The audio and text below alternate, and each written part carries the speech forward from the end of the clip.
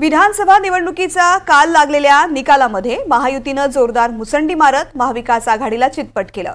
यामध्ये धुळे जिल्ह्यामधील शिरपूर विधानसभा मतदारसंघाचे सलग 3 वेळेस असलेले आमदार काशीराम पावरा यांनी जोरदार मुसंडी मारली। ते तब्बल 1,59,000 मताधिक्य घेत महाराष्ट्रातील सर्वात जास्त मतं घेणारे आमदार ठरलेत।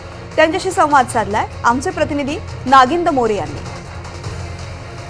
विधानसभा निवडणुकीचे काल निकाल हाती आले आहे। यामध्ये महायुती भाजपला सर्वाधिक मोठा पक्ष हा भाजप ठरलेला आहे आणि महायुतीने जोरदार मुसंडी मारत या ठिकाणी मोठा यश या ठिकाणी मिळवलेलं आहे।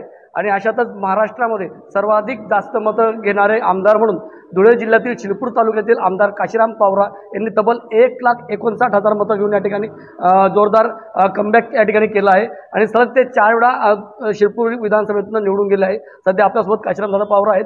तर काय सांगाल, महाराष्ट्रातील सर्वात अधिक मतं घेणारे आमदार म्हणून आपण ठरले आहेत, कसं पाहताय? तर महाराष्ट्रामध्ये मी सर्वाधिक मताने विजयी झालेलो आहे। पहिलं प्रथम मी आमच्या मतदारसंघाच्या मतदारांना खूप खूप आभार मानतो त्यांचं।